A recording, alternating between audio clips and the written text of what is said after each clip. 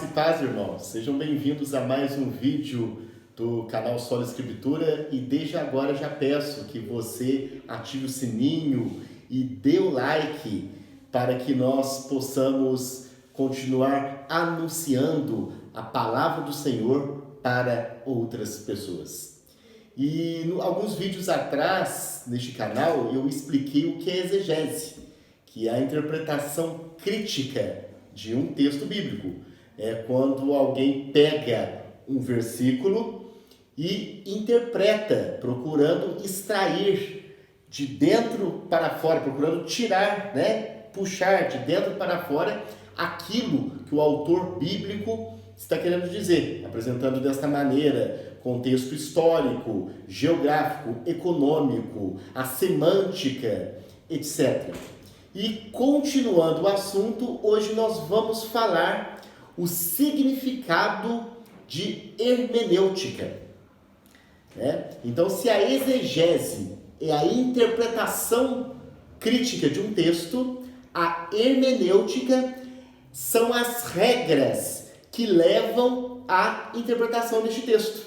A hermenêutica e a exegese, elas podemos dizer que elas são irmãs, elas estão na mesma família. É necessário conhecer as regras para se fazer uma boa interpretação do texto. Então, neste vídeo hoje, nós vamos ratificar os argumentos do professor Rafael Rocha, os quais deu no programa do pastor Fernando Galli.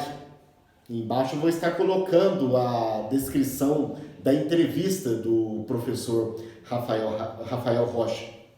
E a palavra hermenêutica, em grego, é hermeneuein, que quer dizer declarar, falar, interpretar. Então, e também nós vamos nos basear no livro de João Batista Ribeiro Santos, o Dicionário Bíblico, para estarmos falando um pouquinho deste assunto. A hermenêutica é uma ciência bíblica que apresenta as regras da interpretação.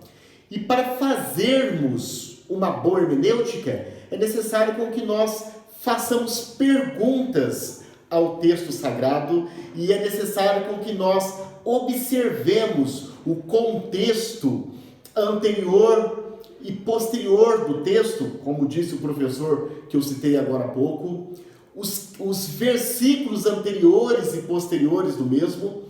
Esses dias mesmo eu estava fazendo uma exegese sobre o texto de 1 Coríntios capítulo 7, versículo 9, que o apóstolo Paulo fala: melhor é se casar do que abrasar. Futuramente estarei trazendo aqui para os irmãos as minhas conclusões exegéticas deste versículo. Então eu coloquei no papel tudo aquilo que Paulo está dizendo antes deste versículo. Eu estudei o contexto anterior deste versículo, posterior deste versículo. Então, muitas vezes, para se fazer hermenêutica, é necessário estudar a introdução do livro bíblico, a data da escrita do mesmo, o ano, para se chegar numa conclusão e, consequentemente, fazer a exegese. É necessário ter ciência de que se aquele texto é um poema, se é um texto alegórico, se é um texto literal, se é um texto que serviu para determinado tempo e que posteriormente já não serviu mais, no sentido de se dever colocar em prática aquilo a qual o texto fala. É necessário entender a cultura que está por trás daquela escrita, as palavras. É necessário entender se o texto, é necessário conhecer a perícope do texto. Nós também temos um vídeo no canal explicando o que é perícope. Reconhecer se existem glosas no texto. Nós também já explicamos aqui o que é glosa. Então, é todo o contexto para fazer a exegese, conforme eu já falei. Por exemplo, vou dar um exemplo de hermenêutica. Eu estou hoje mesmo, durante a manhã, eu trabalhei fazendo a exegese do texto de Apocalipse, capítulo 20, versículo 7, que fala da primeira ressurreição, né? Então, a minha exegese é explicar o que é a primeira ressurreição. Mas para isto, foi necessário que eu apresentasse as regras de interpretação. Eu fiz baseado no conceito teológico chamado de amilenismo. Futuramente também irei falar sobre essa exegese que estou fazendo deste texto. Então, o que é o amilenismo? Como se chega à regra de interpretação para se concluir de que o milênio das Escrituras é alegórico? Quais as regras de interpretação que se chega para concluir de que as expressões primeira ressurreição não é uma ressurreição física, e sim uma ressurreição figurada, conforme a hermenêutica amilenista nos afirma? Quais os contextos, os textos anteriores e posteriores, os livros da Sagrada Escritura em que os autores se utilizam para chegar à conclusão de que o milênio é alegórico?